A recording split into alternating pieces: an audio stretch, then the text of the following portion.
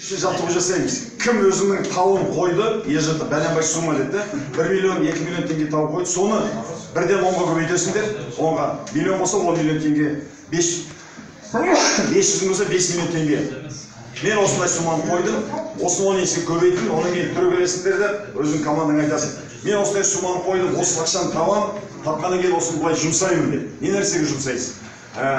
Енді банальный бір киім сатып алу емес, өзіңе бір риза қылатындай бір машина сатып аламын, шетелге қыдырамын, анама, әкеме, әйеліме осындай бір немене сый көрсетемін деген сияқты. Осыны жасаймын деп, өте сенімді дауыспен айту керексің. Сол қалғандар айтуға сіз, дай 5 деген қол берсін, да сен жасайсың, сен кереметсің деп.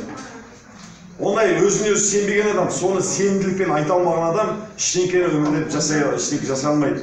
Сен бір мақсатқа жетемін деп, бірақ сенімсіз болсаң, сен оған ешқашан жете алмайсың.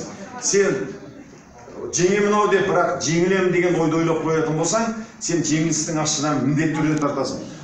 Өмірдің майданында ең жылдам, ең күшті емес, өзін осыған лайықпын деген адам ғана жеңіске жетеді. Сондықтан лайықпын деп айтып, қазір сенімділікпен кірісіңдер. Жақсы ма? Давай, тұрамыз айтамыз. Кім қанша тауын қалай қойды, қанша ақша тапқысы келеді, мен осыған жетеді, соны айтасыңдар. Білесің. Да, давай. Давай,